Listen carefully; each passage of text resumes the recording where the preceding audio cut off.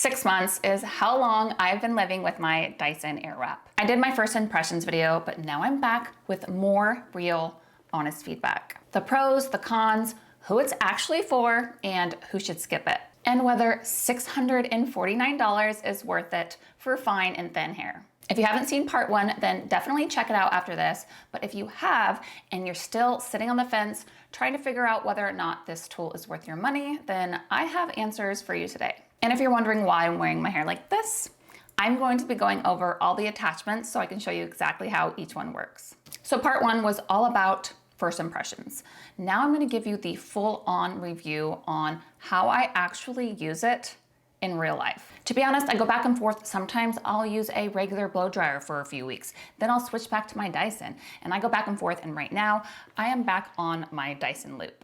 Now this thing comes with a lot of attachments, and I'm gonna go through each of them, show you how they work, show you which ones I reach for, and show you which ones are completely useless. Now I'm gonna be completely honest right now, my hair is in repair mode, so I'm working with some shorter pieces, growing out some bangs.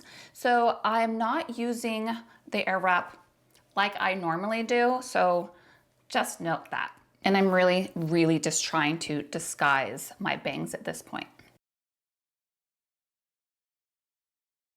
Now let's go over the blow dry attachment, but I thought it would be a really interesting experiment to show you what the airflow looks like compared to the airflow of a Dyson, and then compared to the airflow of a blow dryer. So you can see whether or not the blow dryer attachment is really worth it. So I can only really show you what it looks like with the airflow, but you can kind of just see for yourself. So let's start with this. This is all the way up.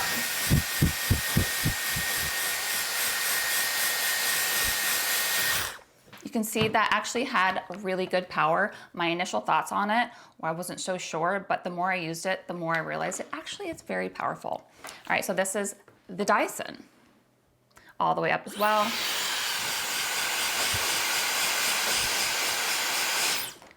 To be honest, I really don't think there really is that much difference. Now let's compare it to a regular blow dryer that I've been using also recently. This is the T3. Try to turn it all the way up.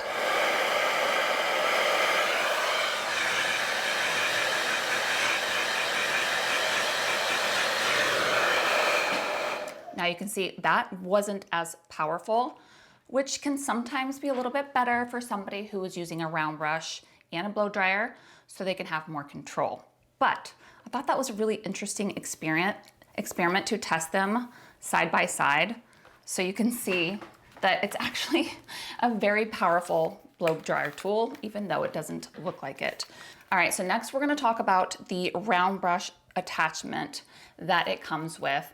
This is equivalent to like a medium-sized round brush. This is really good for directing the hair under, giving it root lift, and smoothing your hair out. I do want to mention I like to keep my airflow for my round brush on medium, and I like to keep the heat on medium. The hot gets really hot, and we do not want to burn our scalp. All right, so I'm gonna let that cool so it can set in, so you can see kind of, you know, the volume that you can get. Since it doesn't have a proper cool shot button, it's the Airwrap ID, and the button actually activates the curling wand instead of having a cool shot button. All right, so there she is. That is what you're gonna expect from the round brush attachment. And another thing, instead of turning it on and then putting your hair in it, try to put your hair in it first and then turn it on. Creates less frizz.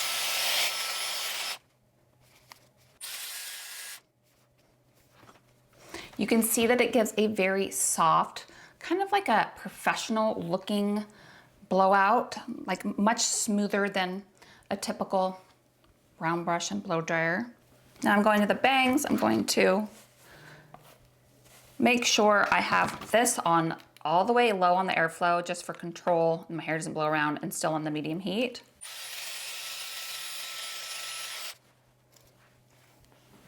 All right, so this is the round brush attachment, and I can get a lot more volume with it if I have a lot more product in it, but I wanted to keep it nice and light because I'm gonna show other attachments, and then I'll get more volume that way. And also too, I'm gonna be parting my bangs a different way too, so just wait on that. All right, so this next one is the 1.6-inch long barrel. And you would think that this one would be one that you would use frequently, but it's actually designed for someone who has long hair. So you're not gonna get curls really when you have short hair, but it's good for volume. So I will show you how I use it, which isn't very often. So that's very important when it comes to your settings.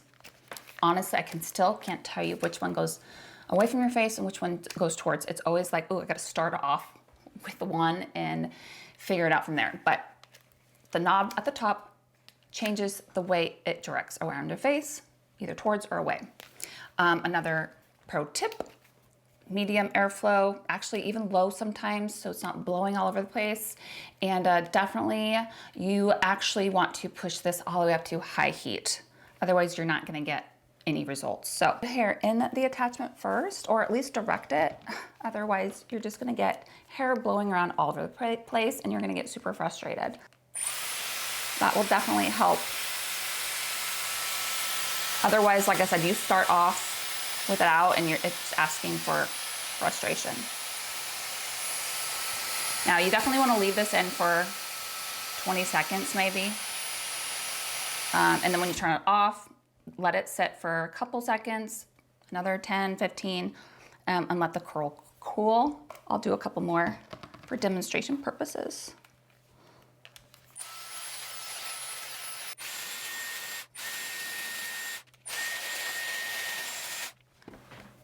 As you can see, we're getting just some body, getting decent body.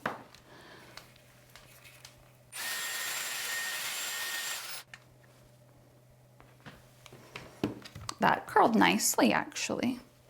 This is what you're gonna get with that 1.6-inch situation. Again, I'm leaving the bangs for last, so don't worry about that. We're gonna go next with, they call this the conical Airwrap barrel. Had to look that one up. Now this is meant for all hair types, even short, fine hair. So let's see if we can get more of a curl. Always wrap it first. This is meant to give me more volume because it's tapered at the top. More volume of the scalp is what it's designed for. Do, do, do.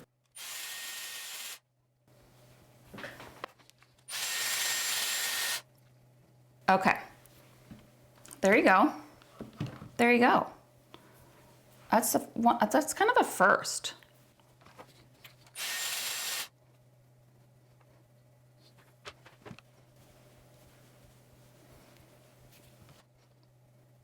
All right, you guys saw it for yourself. This is the extent of the type of curl. Now I'm just strictly talking about a curl versus volume. That is what you're looking at getting. That is styling it with from straight or from dry hair, and like I said, I can tell you that I have tried it from wet hair with not much more success. All right, next we're gonna talk about, this is what Dyson calls the anti-snag loop brush.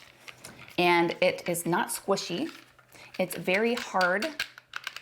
And I'm just gonna go ahead and spoiler alert, tell you that this is been collecting dust and is pretty useless for somebody with straight, fine hair, but I'm gonna show you because I'm just gonna show you. I mean, you can even tell, like it's just rough, but it's really meant, and I'm not gonna try to take away my curls, but it's really meant for somebody who has really, in my opinion, like curly, coarse, long hair, and they're trying to like straighten their hair, but it's just, I probably should just toss it. It's pointless for somebody who has fine, straight hair. I mean, there's just, it's no reason. Unless you have extensions and you're trying to, you know, brush those out. But even then, it's pretty, I don't know. It's just, it's a no for me. All right, next is the Frizz Flyaway Control Device. And I'm just gonna go ahead and tell you right now, pretty freaking useless for me. I'll show you why. And I don't know, honestly, I don't even know who would use this, but I'll show you. It's like a blow dryer that has, it's like the blow dryer, but I don't know. I mean, what? I don't even know. I guess it's just supposed to help direct the hair down, but you can do that with this. I wish Dyson would just sell like maybe a la carte, because I'm sure that you could save so much money if you could just buy the Dyson by itself and then add the contraptions that you need, the attachments that you need, but pretty useless, collects dust, and you can see why. All right, so this is what 6 months of what the Dyson Airwrap for me actually looks like, and not just a style for on camera. This is how I would actually wear it with my hair tucked, my one side tucked. I got volume, but nothing insane. That's just not my look anyways. And if I really wanted to, I could definitely get it. But this is what is realistic. Now, if you want to get there faster than I did, then here is the list of things that I wish I knew sooner. The blow dryer attachment. If you want to save yourself agony, always make sure that you put the airflow contraption on with the buttons. Then you're not just picking it up and trying to remember where the airflow comes up. It took me months to try to figure out, how can I figure that out? It's always the purple on the outside, and always put the airflow coming out where the buttons are, because it will go on either way. Also, for the blow dryer attachment, it is more than appropriate to keep the airflow all the way up, unless you're trying to really control an area around your face, and always keep the heat on medium or even low. If you do want to use the high heat, just make sure that you're keeping the attachment moving fast to not burn your hair or your scalp. Now, with the curling iron and the round brush attachment, I always recommend to keep it on medium to low heat. Fine hair does not need more heat, it just needs a little bit more control. Again, you do not want to burn your scalp, because it will damage your hair follicles, and damaged hair follicles equals weaker hair growing out of those follicles.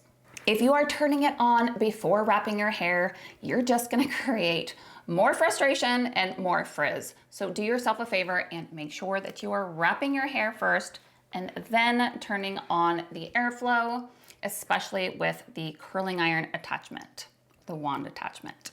That alone will save you so much frustration and your hair from getting frizzy. For the round brush attachment, skip any type of product that's gonna create too much grip. That will just cause the round brush to drag and pull your hair. You can either use a lightweight mousse, or I prefer to use a very lightweight volumizing spray and direct it at your roots only. If you put too much stuff on the ends, it can weigh your hair down. And if you're trying to go for a nice bouncy blowout, you want to avoid that problem. Then you can finish with your texturizing sprays, your dry volume sprays, and your hairsprays at the end for texture lift and to set it. My fine-haired friends, please do not buy this expecting a curl that lasts all day. This is the biggest mistake most fine hair women make, and it's really more of a marketing expectation problem. It gives you bend, it gives you movement, it gives you that effortless look, but it does not give you a curl that will last all day. This just happens to be a styling tool that can curl, but it will not replace your curling iron. And the app that controls this button, I still don't use it. I could care less. I would rather it be a cool shot button, Dyson. Please bring back the cool shot button. It is the tools that curl your hair, and the app is useless. Pointless, actually. Next, we're talking about the pros and cons for fine hair. Here is my honest breakdown. The Koanada effect Dyson talks about is real. This thing is working with airflow. It is not blasting your hair with direct heat like a curling iron or a flat iron. Now for fine hair, especially fine hair that's in fragile or in repair mode, that really matters. But you are still using heat, so don't forget, heat protection is still a non-negotiable. But the risk profile does matter, and for someone like me in repair mode, those little things do add up. I blow out, I add volume, I curl-ish, all with one tool. For a woman who does her hair regularly, that convenience is a big pro. And it cuts down on the number of hot tools touching your hair which again is a plus for somebody with more fragile fine hair. The movement, the softness, the body, it really does look like somebody else blew out your hair. It gives you a nice elevated look without trying too hard. Now for the cons. $649, period. Let's not dance around it. That is a significant chunk of change. And if you are on a budget, it is a want, not a need. I will get into whether or not I think that it is actually worth it, but I do not want to minimize the fact that the cost is a real con. We already talked about this, but it does belong on the cons list because it's something that nobody warns you about. You will get beautiful results, but you will not get a curl that lasts. You will need a separate tool for that, such as a curling iron or a wand. This is not one of those tools you just pull it out of the box, you plug it in and use it. It does take some time trying to figure out how the attachments work and which ones actually work for your hair. And if you are not willing to sit with a learning curve, then you are gonna get extremely frustrated. I've said it and I'll say it again, do not use the round brush on high heat. Sustained heat that close to your scalp and on your fragile ends is not worth it. Stick with medium heat and controlled passes. Your scalp will thank you. Like I said, weaker follicles equal weaker hair growing out. We don't want that. All right, so $649, my fine hair friends, is it worth it? Yes, for the right woman, it is actually worth it. But I'm not gonna tell everybody to go run out and buy it because that is not honest and that is not why we're here. If you have fine hair and your hair typically falls flat by noon, then this product is for you. It is actually built for you, just not marketed for you. If you're a woman that does her hair at home and styles her hair multiple times a week, the time savings and the one tool simplicity will pay for itself faster than you think. If your hair is fine, dry, or fragile, this is genuinely gentler than stacking a blow dryer and a curling iron. All right, you're gonna wanna skip it if. We have covered this, it is not a curling iron. If long-lasting defined curls is your main goal, then I would just invest in a nice curling iron. It'll serve you better and you will save a lot of money. There is a learning curve, and if you're not willing to sit and invest some time trying to figure it out, then it'll get really frustrating and you're gonna throw the tool into a drawer and that'll be a very expensive $650 drawer. Now, if you don't style your hair very often, or you're somebody that only styles it once a week, and you're actually kind of happy with the results that you're getting from your normal routine, then definitely skip it.